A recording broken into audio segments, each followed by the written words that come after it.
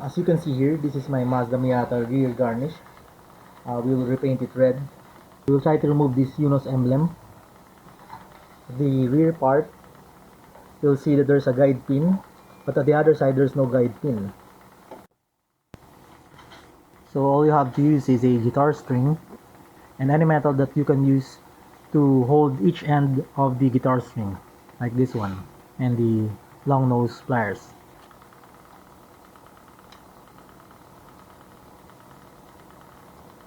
Pull na lang nga, pull.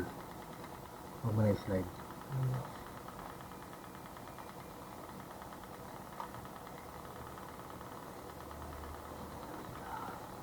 Balik rin ko para papunta sa'yo.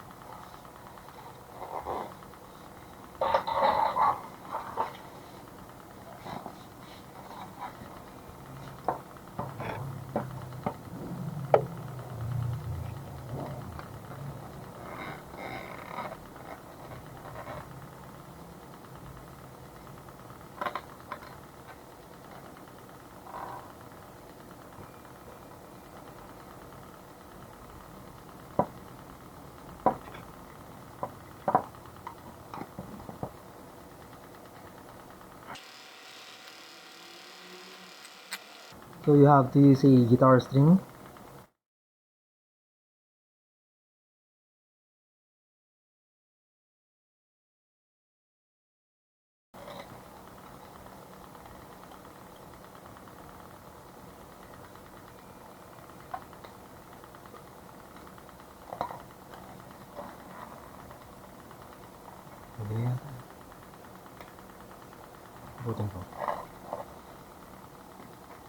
So we'll remove the emblem. And now we will remove this double-sided teeth. Ito, kukun na lang yun.